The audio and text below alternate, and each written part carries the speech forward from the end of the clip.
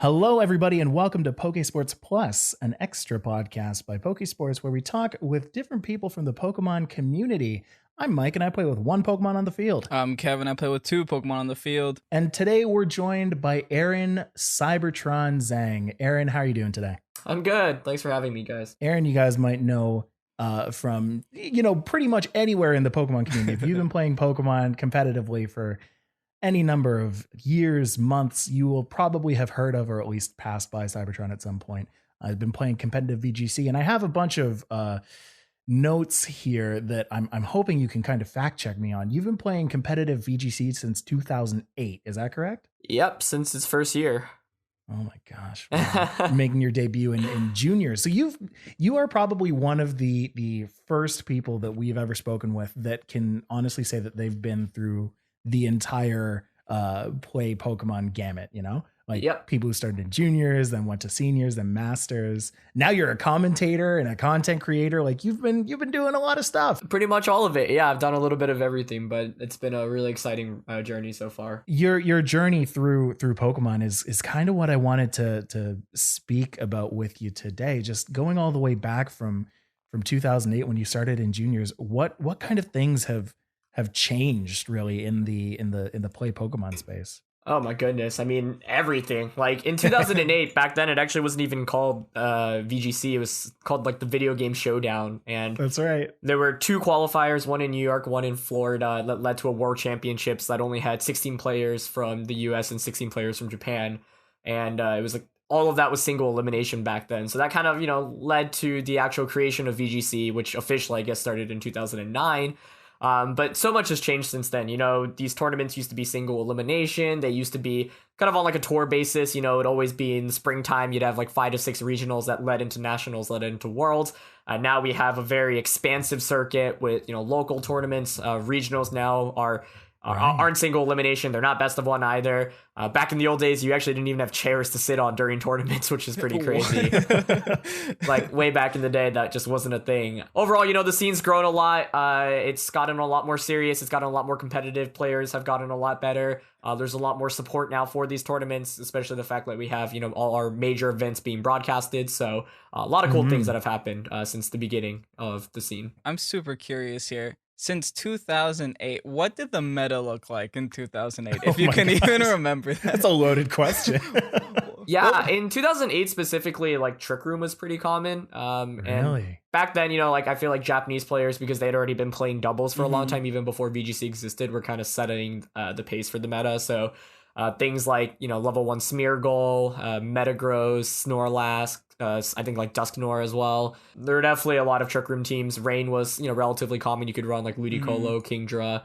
That definitely deviated. Like 2009, I think once there was a more grounded circuit, especially because I think, Europe was actually part of that circuit as well. There were just a lot more teams and a lot more tournaments. And so like Zapdos Garchomp was really, really common back in 2009. Right. But the world's teams from 2009 are actually really cool. Like there was like a Shedinja in the finals. There was a Toxicroak in the finals, a Moltres, I believe, as well. Now, in terms of your, I guess, accolades during your time playing competitively, highest achievement that I could find, at least, third place at 2013 World Championships. Yep, that's correct. How did that feel to get there? What was that like? Yeah, it was a really cool experience. I think obviously, everyone that plays competitively and wants to win, like everyone's goal is to win it all. But back then, that was my first year in the Masters division, and I was either the youngest or like second youngest competitor in Masters at Worlds that year. I just finished up my time in senior, so while I wanted to do well, I had no idea how that Worlds would play out. And so to finish third at like my first Masters Worlds was super exciting. But, I can't help but think and have some regret about not winning that entire tournament, because like the semifinals was very, very close. And anyone who's watched it has seen that it was probably like one of the unluckiest sets I've ever played in Pokemon. But it was a lot of good lessons to learn too, because despite getting insanely unlucky, like I also could have played a lot better. So I took a lot, I think, away from that. But it was a really cool experience, and that year was really special to me because my brother actually won the juniors division for the entire tournament. So that was like a really neat experience to have, and I think because he won, it made me feel better about not winning the entire tournament myself in Masters. That's so cool. Does Babytron still play? He does, yeah. I mean, we were gonna get back into it this season, but obviously the season's been canceled. And he got top 16 actually at his first Masters Worlds back in 2018. So he's still very, very good at the game. Let's fast forward a bit to just recently in the past. I want to say a couple of years. When did you start commentating? They reached out to me in 2016 because some commentators they had a space opening basically up. And I'd always expressed interest in commentating, but I wasn't 18 before 2016, so they legally couldn't ask me, actually. But once they had an open spot, they reached out to me, and I already got in my Worlds invite in 2016 in like mid-February, and they needed me for Nationals. So I was like, okay, I didn't have a team that I really wanted to use at Nationals. I didn't feel very strong about the format, so I figured I'd give it a try and see how things went. And I really, really enjoyed it, so I ended up actually skipping out on Worlds that year despite having an invite to commentate.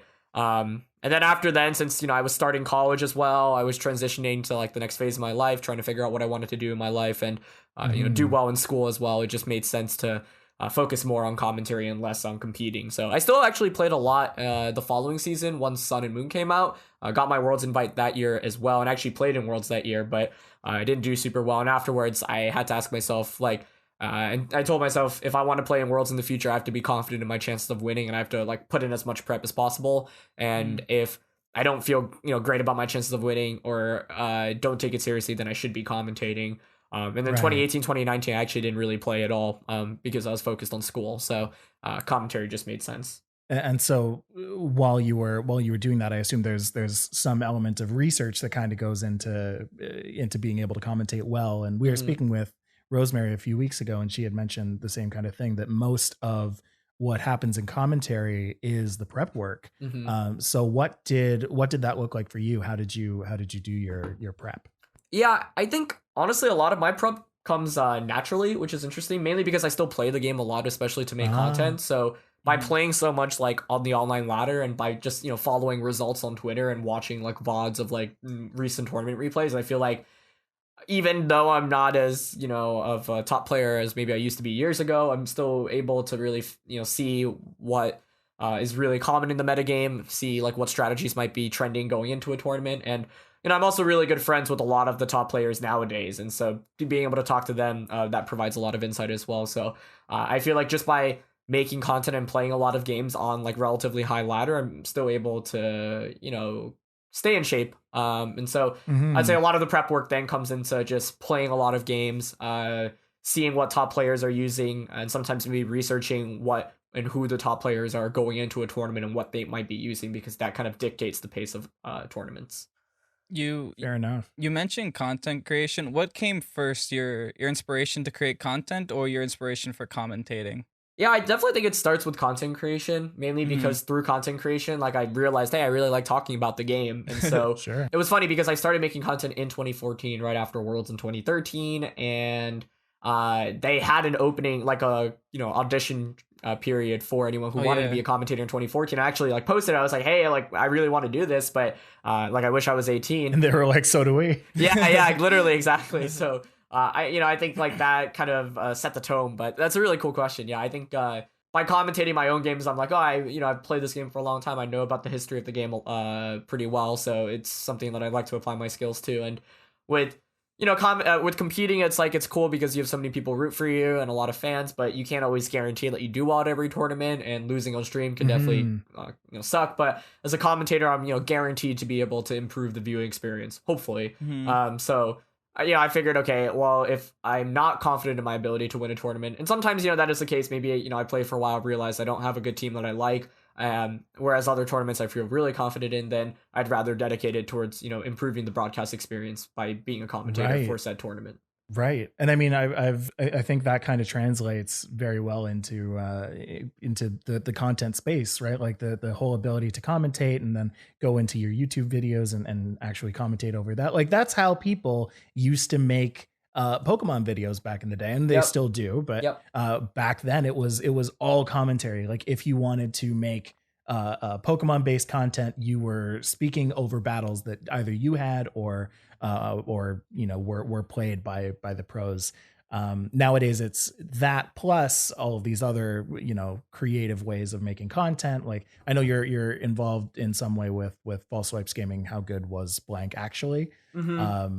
So I mean, like there's videos like that where they talk about specific Pokemon and how they performed over the years, and then of course all of the road to ranked videos that you've made and that other people have made. It's such an interesting kind of trajectory that Pokemon has gone. Definitely, yeah. I think it's interesting seeing how much the content scene has changed, but at the same time stayed the same. And it's cool just because, growing up, I watched a lot of Pokemon content, so it was cool to get bigger and be able to meet these people and work with them. And I've really enjoyed pretty much everyone I've met through, the Pokemon YouTube scene or just Pokemon in general. So it's cool to see new creators come up, but also see old creators thrive as well. And I like this kind of timeline that we're establishing here through this conversation. But I feel like at this point right now in our timeline, we're talking about Panda Global. When did you join Panda Global? I joined them, I think it was about a year and a half ago, so around June or July of 2018. And so since then you've been playing under the Panda Global name. Is that as a commentator, as a competitor, like both? What's that like? Yeah, it's a little bit of everything. I told them when I signed on with them that I wouldn't be taking the 2018/2019 seasons super seriously. My goal was to come back for Sword and Shield, but unfortunately the rest of the season's obviously been canceled. Right. There was obviously any choice. That was the only correct option to do, but they've been really supportive. I think they're a really interesting team in the esports space. And I'm actually going to be working in like esports professionally full-time after graduating from college. So it's cool to see how Panda has positioned themselves relative to the rest of the teams that exist. But they've been super supportive. Their owners are incredibly smart. They have very, very highly educated backgrounds. And I think it's really cool to see them kind of, be one of the trendsetters in the industry. But overall, like PG is a really cool group of people. They have a very, specific mission too, in terms of like the players that they recruit. And they've been super supportive. And when I told them like, hey, I probably won't be competing very much, they were like, yep, that's totally okay. Like we'll provide you with all the resources like, you need and want to succeed. And, I'm actually now like streaming more on Twitch specifically. And like, they've been super supportive of that as well. So they're just like a really cool group of people to be a part of. And it feels like, kind of like a small family, especially because, some other esports teams, like there's just so many people, but with Panda, absolutely, like it's like more tight knit. And so it's cool. Like there's like a group chat where all the players and the staff members are part of, and, people are talking in there every day. And overall, they're just like a really cool group of people. Yeah, I mean, Panda Global's kind of been on my radar for a long time, actually. I used to follow, the Smash community a lot, and so they have quite a presence in Smash. And so when they got into Pokemon, I was like, oh, all right, awesome, cool. And then they got you, and then they got Wolf. It's interesting to me that they will kind of support you in just your endeavor toward a game that is relevant to esports. And I think that's one of the things that we are really passionate about on Pokesports specifically, is that, we want to talk to people and we want to help develop Pokemon as an esport, because it's been there for a long time, but nobody really sees it as such, or not as many as other games. And so I guess my question there to you is how do you think that Pokemon and by extension Panda Global, or even by extension yourself, is promoting Pokemon as an esport? Yeah, that's definitely an interesting question, and I think about it a lot myself as well. I think, like you, I have high ambitions for the game, especially because I think like Wolf's success in Sword and Shield has been super awesome to see, because basically it says, hey, this is like a viable path. Like he's more famous or popular on Twitch and YouTube now than a lot of, for example, even like Super Smash Brothers professionals. So absolutely, that's I think super cool, and I think like, the scene needs to support it more, right? So I think like tournament broadcasts can definitely be improved. Like live streams, I think building up individual personalities is still a really big deal, because right now, like a lot of the best players aren't, super well known. So having more people that can build up the scene is good. Having more content that gets people into the scene is good as well. Not just as like a competitive scene, but for example, like the Smash Bros documentary was like a huge thing for the revival of Melee, and I think it'd be super cool for more stories and narratives to come out for VGC, because there are actually a lot of cool storylines, there are a lot of cool people, but because no one does this full time, there aren't really any or not too many projects that really explore. I think like Wolf's actually made a lot of really cool videos where he talks about like the history of a tournament and he watches like the finals of it. So content like that I think is a great way to get more people into it as well. So we have a pretty thriving tournament scene at this point. People obviously want to play the game, and that's super awesome. So now it's more about getting people committed to watching the game, getting people committed to being fans of a lot of the competitive players, and a lot of that comes through building storylines, whether it's through content on YouTube or through the official broadcast on Twitch. A lot of it comes from content creation too, right? Just content creators supporting the game in general. Yeah, yep, absolutely. And I think one of the fun things about every time, a new gen comes out is that like a lot of, content creators who might not even be like very dedicated into VGC get kind of interested into it. And by them getting interested, a lot of their fans also will maybe pick it up. So, Sword and Shield has obviously like bridged a lot of the gaps as well, where now it's a lot more accessible to get Pokemon in game. And rental teams make it super easy to battle online. So absolutely. A lot of good like quality of life changes that make it easier. And hopefully like, I am sure, those changes will stick around. So I really feel like Sword and Shield is like, the first, not the first step, but one big leap towards where we want to be. Especially too with, you mentioned the rental teams just now, for sure. That cuts a lot of time out of a lot of people's I guess onboarding into the competitive space, because people can just say, all right, let me try out these teams, see if competitive is where I want to be, and then once they actually get into that, then they can move ahead through the rest of the game and actually start to breed and create their own characters, which is fun in and of itself, but I feel like is a big barrier to entry in Pokemon as an esport. You look at a game like, and I've made this distinction before, but like you look at Overwatch, you start up the game, you play maybe a tutorial, and then you can pretty much go into any kind of ranked, any kind of thing to develop your skills, versus Pokemon, where you go through the whole game as a one-on-one format, and then you hit the end of the game, and now competitive, the end game is 2 versus 2, and then you have to learn this entirely new way to play with an entirely new set of moves, and then you also have to learn the competitive space. Like it's tough. Yeah, absolutely. So it's good that they're taking even more steps, because actually rental teams were a thing in Sun and Moon, but they were a lot more confusing. You had to like sign up on their website, put in like a QR code. You had to take an actual picture with your 3DS. So now, that's right. It's so much. It's interesting to see, this one small change moving from QR codes to just like letter/number codes has made it that much easier for people to get into it. And it's exciting to see how many people are playing like the rank ladder nowadays. Mm-hmm. The display is pretty good too, just to be able to take a screenshot with your Switch of the rental code with your team exactly at a glance. Yep. And it's cool because like so many top players are sharing like teams that they use online, so it's made it a lot more accessible for people to just like easily pick up the game. A lot of times people will be like, oh, like I want to get into it, but I don't want to breed Pokemon. I'll be like, oh, well, just check out these resources. There's literally over like 50 teams you can try out. Exactly. Watch these videos. We've literally shown you what the team can do and where exactly how to understand it. Yeah. On the topic of rental codes, how are you liking Torcat? Because I'm interested in it, and I'm seeing that you're using a rental code for Torcat from Malmo. It's definitely more than just a niche Pokemon, honestly. I mean, it fits onto the team really, really well. It's way better than Incineroar for that team specifically because of how fast it is.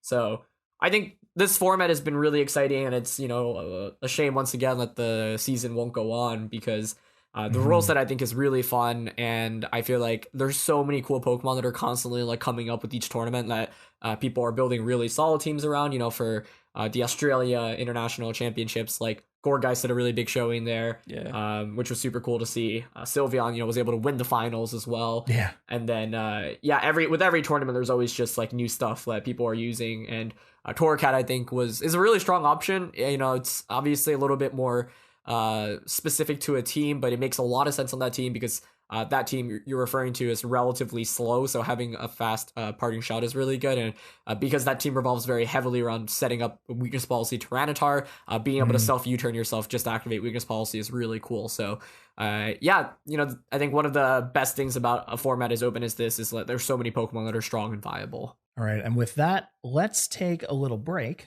And then when we come back, let's continue talking about Pokemon. I want to get into the Champions Cup as well, because I know that's coming up, and that's been really exciting for a lot of people. We're really starved for tournaments, and this is a big one. So I want to talk about that one when we come back.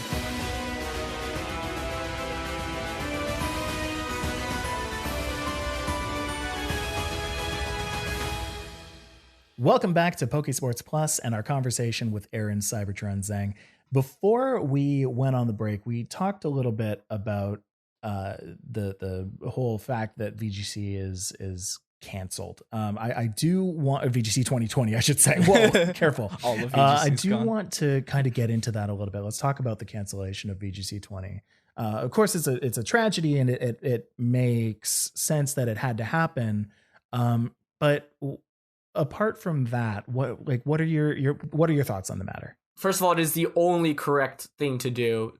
Absolutely, there's no way we can continue the season. So I am proud of Pokemon for being proactive and making the decision, earlier on. And I think it is a shame because this was an amazing year for the game. It was a big opportunity for growth because it was a brand new generation and a brand new game. But there is just no feasible way. And there's no way I would attend any tournament or any gathering, for the next couple of months, especially with a large amount of people. So I think it's, pretty much every major game has been announcing cancellations of their, seasons or circuits or moving to online. So I think that is definitely, the correct thing to do. That being said, I hope that we can still have online tournaments. And I think you're seeing a lot of grassroots efforts as well. And there have been a couple of sites, like Trainer Tower with their Rose Tower circuit and Victory Road that have been very proactive even before all of this in trying to create and curate like an online circuit or just have these major online tournaments. And Wolfie and A-Drive are now holding the Champions Cup as well. So I think the good thing is that fans of VGC will still be able to play competitively for relatively big, prize pools as well. Like the Champions Cup, once again, has like 1,400 players and like first place gets like $5,000. That's as big as an international challenge, which is, or championships, which is crazy. So I think, it sucks, especially because for so many of us, like this is our hobby. It's so fun. It's a great way to kind of, escape from what's happening. And right now, but with the circumstances, like it absolutely is the correct call. And I think Pokemon handled it quite well. So I'm proud of the company for announcing all of it. But the reality of the world is that we shouldn't be doing anything outside of our homes, at least for the next couple of months. And especially with how severe it is in the United States and a lot of the European countries as well, there's just no way that this season could continue. Another unfortunate thing about all of that is just that it was, I feel like with Sword and Shield specifically, like there has been new life breathed into a lot of the Pokemon community. You've been able to see several content creators just, shoot up in popularity because of all the people who want to be into the game and who are becoming into the game. And so now to kind of have that not necessarily squashed, but diverted into more of an online only sentiment, much like kind of any esport these days right now anyway. But let's talk about those online tournaments though. You had mentioned the Champions Cup, and I know that's something that you're loosely involved in. How about you talk about in what way are you associated with the Champions Cup? Yeah, I'll mainly be commentating matches. So it's, a 2-day tournament. And so I think we'll mainly be broadcasting matches from Top Cut onwards. So the way it works is, there's 6 commentators. So we'll just be rotating in and out on Wolfie and A-Drive's channel. And it's kind of like a major online tournament, basically. Like this is a huge event, and it's bigger than almost every, if not every, like live tournament we've had. Like 1,400 people registering is crazy. So it's really exciting. I think it'll be a really cool experience for fans. And, I think this tournament experience has a lot more casual players as well that maybe, not as well versed in VGC, but are big fans and want to get into it. So I think this is such a great opportunity to get people who aren't just like, hardcore VGC fans into the scene. So I think that's one of the many great things about the Champions Cup. Oh, for sure. Yeah. Tons of great things about that. I mean, like just look at the fact that at this point right now, there are so many people who are into Pokemon and have always been very into Pokemon, but have never had the time or had the resources or anything like that to actually get out and go to a broadcasted regional, national worlds. So now you have the opportunity for people who are at home anyway to actually participate in this. And that's so cool. Like, we're going to see names that we've never heard before who are just so good at the game. Up and coming names too. I mean, we use the term VGC 20 was canceled, but in all reality, it still lives, and it lives through content creation and through the community. That's what makes this community so great, is that, yeah, you can take away the circuit, but the circuit lives on online regardless. We'll make our own tournaments. We'll talk to each other on our own chats. We'll still continue to play online. Like, nothing changes from here on out other than, live events. And I think, one thing is for sure, like, a lot of top players are a little bit less motivated because for a lot of people, like, so much motivation revolves around not just doing well in tournaments, but making it to worlds and trying to win worlds. And so with that being canceled, like, it is a shame, but because there are so many more online opportunities, at least that's another avenue for people. So it's, it'll be cool to see how these online tournaments shake up for the next couple of weeks and months, because, there's a big opportunity here for us to grow the online scene while, like, actual tournaments are not happening. But I think, for a lot of players that I know, like a lot of top players, they're maybe not as interested just because playing online is definitely a different experience, and with no chance to, make it to, like, worlds, that definitely, then, it definitely doesn't feel the same. That being said, I'm sure a lot of people will try to organize, like, a circuit or, like, maybe an online world that's grassroots. So we'll see how that goes. And I don't know what the plans from the Pokemon company themselves actually are, but it'd be cool to see them explore online tournaments a little bit more in the next couple of months as well. For sure. Yeah, no, to see online tournaments really come up through the main company would be a sight to see. I know that for their in-person tournaments, they've kind of done everybody a solid in that, and I'm not sure if this is actually like this for VGC. I know that it is for TCG, but I assume that it is. That anybody who's accumulated any points thus far into VGC 2020 will automatically have those points for VGC 2021. So if they do start their next season next year, everybody kind of going in, or even whenever everything kind of opens up again, everybody going into that will already have an advantage. Like, I already know a couple people who basically have their world's invite for 2021 already. So it's nice that they're doing that. Yeah, definitely. I think that is how things should be honored, and I'm glad they went down that path. But with the Champions Cup, so you're going to be a commentator. I'm sure you've been around the other people as they're kind of putting this together. In my eyes, everything's kind of looked pretty seamless. Like, everything, if there has been any major stressors, then they have not been kind of showing that to the public, which is very nice and very professional, and I like to see that. But has there been anything kind of stressful going on with putting this together, or has everything just kind of been going smoothly? I haven't really done much of the organizing myself. That being said, I think obviously with 1,400 people, any 1,400 person event is going to take a lot of planning, but I think there's a really great staff team behind the Champions Cup, including all the tournament organizers, all the players who are putting in input as well. And, like, you couldn't ask for a better group of people to be running, like, an online tournament for the Champions Cup. So all the people behind the scenes are putting an immense amount of work.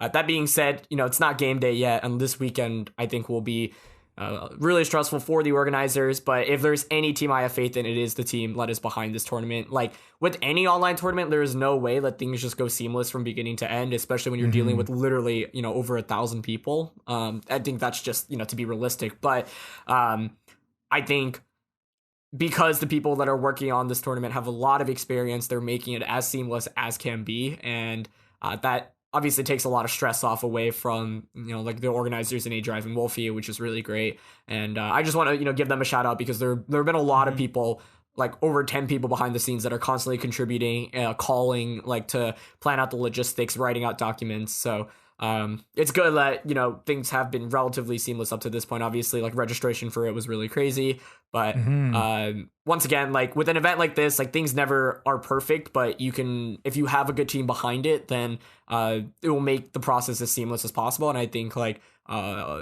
all the tournament organizers, all the people that are contributing behind the scenes, and all the staff members are doing an incredible job to try to make it as seamless as possible.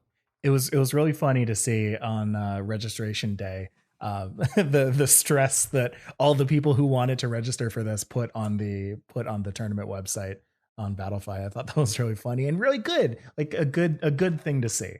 Yeah, exactly. It means people were interested and people wanted it to happen. Whenever something like that breaks the internet, I am happy to see it happen. Something that's really, really telling with how big this tournament is. I remember back when we started Pokesports, Galar Weekly was going on, and they first reached their 100-player tournament. We're like, oh, that's such a big number. But now we're at 1,400. Do you think that has to do with, you know, the popularity of VGC 20? Like, what do you think of VGC 20 as a metagame? I think there are a couple things. First of all, to answer the metagame question, I think it's a really good metagame, and that definitely draws interest. And I think a lot of the reason why this tournament is so huge is just primarily because A-Drive and Wolfie have really, really big fan bases.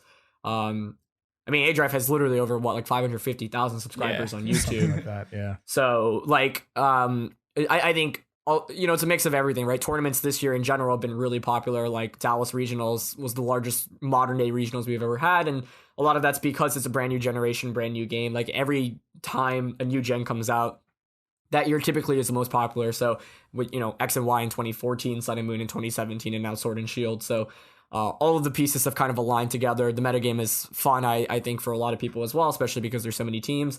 And once again, like the two organizers are two huge content creators in the scene, so that naturally draws a lot of fans in by themselves. But yeah, the format, I think, being diverse, being fun, definitely contributes a lot to perhaps more casual players being more interested in it as well. And I mean, let's talk about you know, the fact that Sword and Shield is so much different in that you know, first of all, the whole Dexit thing. With the Pokedex cut, I'm sure a lot of people kind of feel differently now about it than they did when it first was announced. How did you feel about the Pokedex cut? I honestly didn't really have any opinions. Like I just didn't really think too much about it. I was fine with it either way. I think I sympathize with the fans that, you know, were upset about it, but at the same time, like I was like, they're definitely going to be including, you know, more of the Pokemon in the future games or through DLCs, and they've definitely already obviously started moving towards that direction. So, I mean, I don't know, like, you know, people were making arguments, oh, this can be good for competitive, and in my eyes, I was like, well, you don't necessarily need to cut out Pokemon for it to be good for competitive, because you could just like ban them manually. But I guess like if you don't have old legendaries coming back, then that will help, and that is the case for what happened in this format. But I don't know. I didn't really feel strongly about it either way, and I was like, I just want to play the game and play the game competitively. Fair, yeah. Like there are other things I can get worked out about. That's not one of them. There you go. I know I found myself saying at certain times during this meta that like, oh, this wouldn't be a problem if we had X Pokemon or Y Pokemon, so to speak.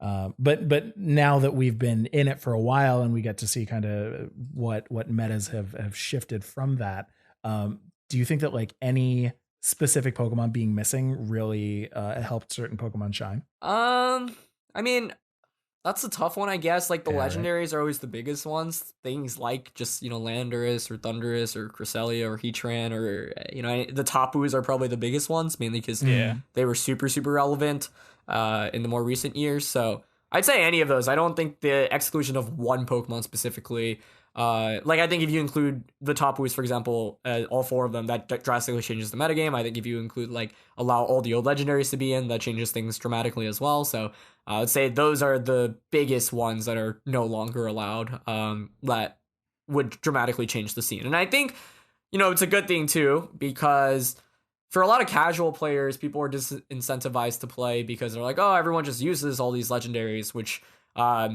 there's actually a lot more diversity in VGC than people give credit for in previous years, but I get it from like a casual standpoint. You don't want to see people just constantly using the same legendaries, and there's kind of some stigma against these Pokemon, especially for people that might not be as well versed with competitive play. So one of the great things about 2020 is with no legendaries really being allowed, and naturally, even if people obviously use Pokemon like Togekiss or Excadrill a lot, I feel like in general there's more diversity. Plus, the general casual fan base is more interested in watching because they don't see the same legendaries that they think are often like just cheap to use, or it kind of makes metagames stale. That's actually an interesting point that I didn't think about, is also the fact that if a person needs a Togekiss on their team, they could easily breed one. Versus if they needed a Xerneas on their team, then you gotta go look for one.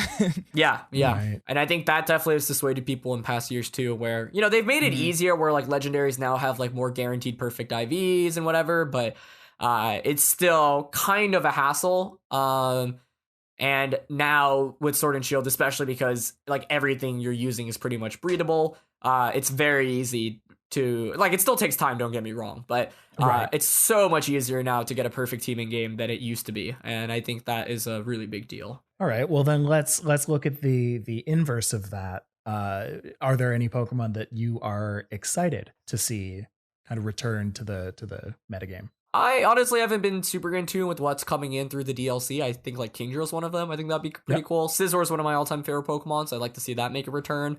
Oh, yeah. Metagross, I think, would actually be really disgusting if it were allowed. Like Dynamax Metagross with weakness policy would be insane, because weakness policy Metagross was actually pretty common in post Worlds in 2017 with or even before Worlds in 2017 with like Bulldoze, and I think Metagross would just be so insane in this format, especially because it's already defensively bulky, but obviously very, very good typing, counters Togekiss super hard. So that'd be interesting if that makes a reappearance, but. In general, I'm honestly, there's not one specific Pokemon other than, I guess if I had to pick one, it'd be Scizor, just because it's my favorite Pokemon from previous gens, or one of my favorite Pokemon, so I think that would be fun, where I think it would still not be super strong, because obviously the 4 times weakness to fire, but it could be a cool Pokemon, especially because Swords Dance plus a couple of Max Steel Spikes could make it super bulky. And it's interesting too. You lately mentioned Dynamax Metagross specifically. I think is nuts just thinking about that right now. Like Meteor Mash turning into a Max Steel Spike, so you have the ability to raise your attack, and then you switch that into a defense drop. It's like, whoa, okay. I think most Metagrosses will run like EQ, so you'd have the special defense too. You have a lot. Yeah, true. You have a lot of options there. The common, one of the reasons why Excadrill is so good is because you have Steel Spike and Quake on it, so you can boost it, either way, and boost your part. And same with Durant as well, right? Like being able to boost bulkier partners like Sylveon or Milotic, which was what Andrew Ding's winning team from Collinsville Regionals was able to do with. And he played really well with it. Like I was super impressed with this play because. A lot of people just use Durant offensively, but he always he was able to always pivot himself into really cool positions where he would just make his Sylveon or Milotic super bulky as well through Durant. So yeah, Metagross would be really interesting. I'm not sure I want to see it, I guess, because it would be really, really strong. But I think that would have a major impact on the metagame should it come back. Yeah, I mean, it's the same kind of thing that people were fearing with Incineroar.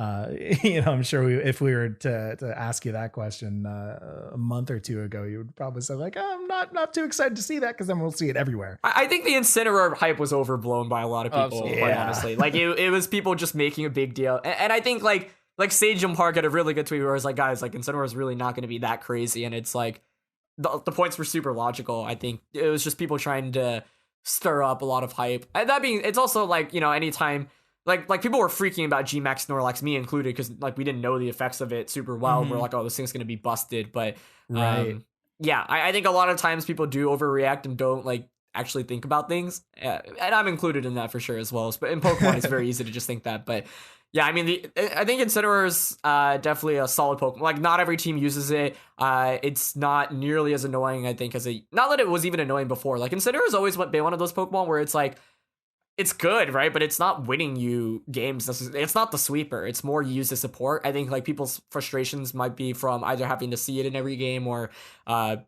it makes, I guess, team building a little bit easier because you can just throw it as a crutch on any team. But yeah, as you guys can see, like Incineroar is good in the metagame, but it's not like it's something to, I guess, cry about. Yeah, exactly. It's true.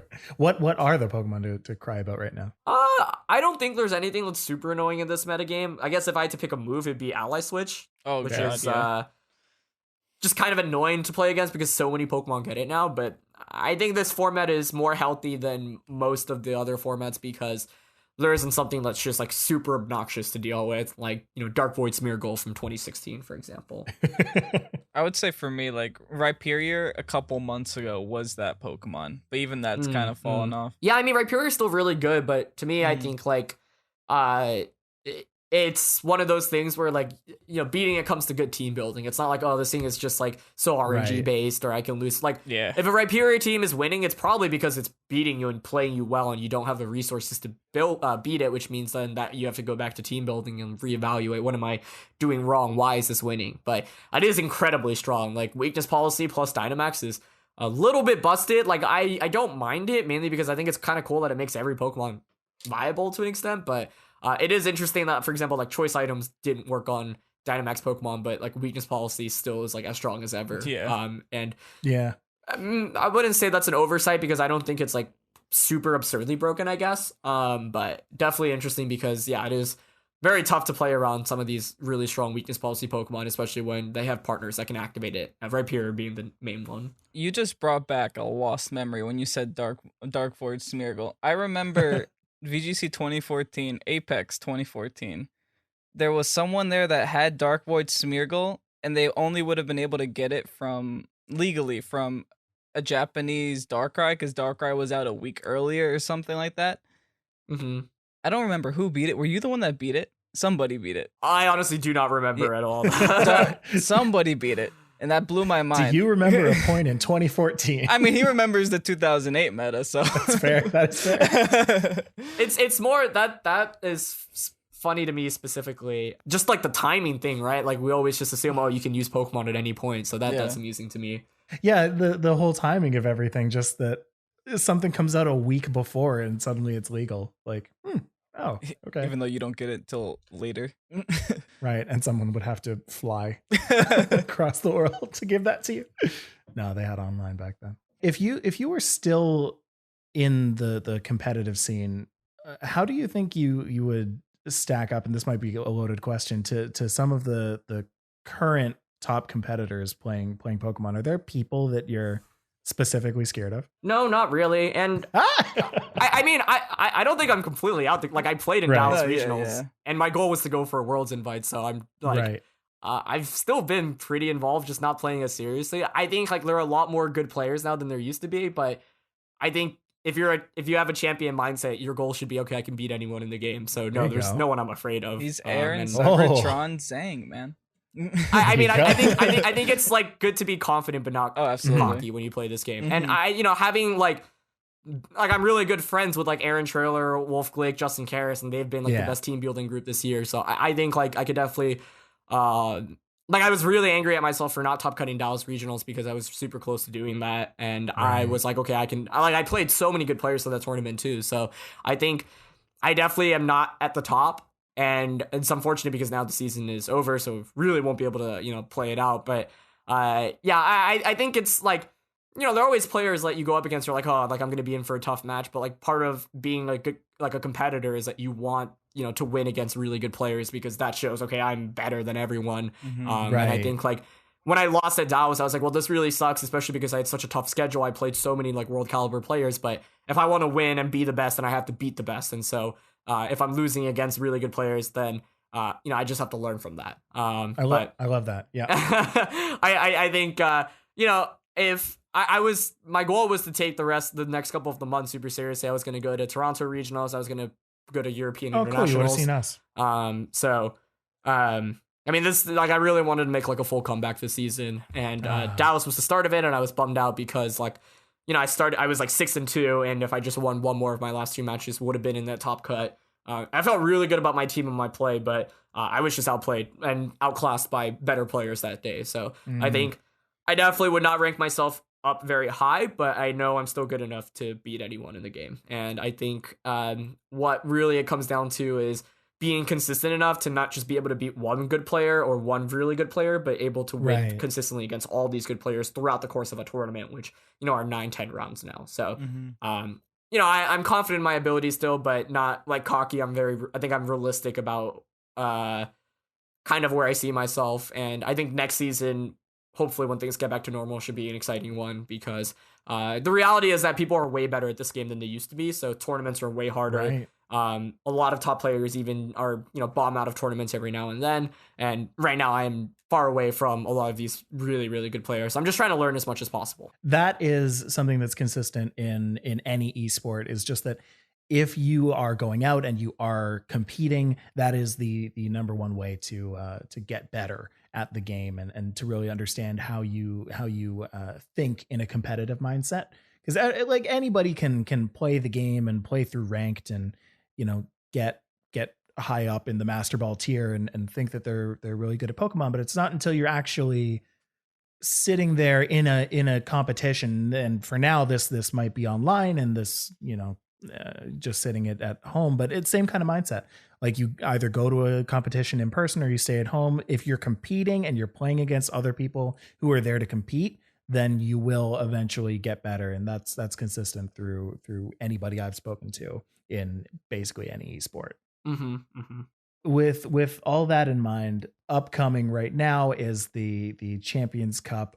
Is there anything else that's kind of on your plate right now? What anything else that's coming up for you? I think I'm just trying to do my best to support all the grassroots scene as well. Like I mentioned, Trainer Tower and Victory Road have been doing a lot of work even before our circuits were canceled. So I want to be able to support them in their tournaments. I streamed one that Victory Road held. That was super cool. And I want to be able to just support all the grassroots organizers that are out there, because it takes a tremendous amount of work. I think people really don't understand just how much work like tournament organizers and staff members have to put on behind the scenes to make the experience even happen in the first place. And, online tournaments are especially crazy because you're dealing with so many people online, and there's just so many more problems you could run into, like disconnections or people like reporting scores incorrectly or whatever.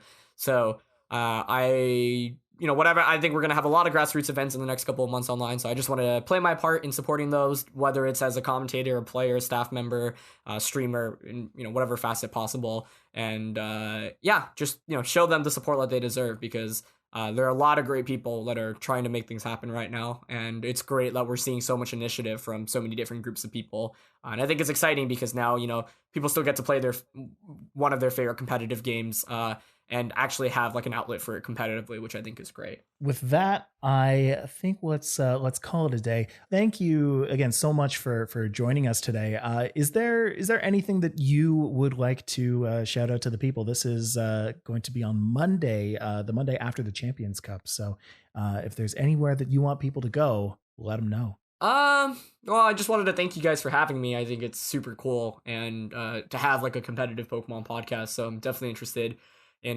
tuning in more. I think it's a great way to educate the scene, so hopefully more people come out and tune into this. So thanks for having me. And overall, don't really have any specific shout outs, but just have to say I hope everyone stays safe, healthy, self-distance from everyone. The world is in a really crazy time right now, but hopefully Pokemon and other games can help us take our minds off what's going on right now. So that's really all I have to say. Right. And then where can people find you? Yeah, you can catch me on Twitter at Cybertron VGC. I'm also on Twitch under that handle, and then on YouTube at Cybertron Productions. Kevin, where can people find you? Twitter and Instagram, X-Rays Ovation. Then you can find me at StillJustMike, also on Twitter and Instagram. Or you can check out Pokesports at youtube.com/Pokesports. You can check us out on Twitter at PokesportsPod, or on Instagram or Patreon at PokesportsPodcast. So again, thank you, Cybertron. I hope that the Champions Cup goes incredibly well, and I'm super excited to see it. Everybody, I hope you also got the chance to check it out as well. And we will speak to you next time. Thank you so much for listening, and see you then. Bye. Congrats on your play button too, dude. Thank you. I appreciate that.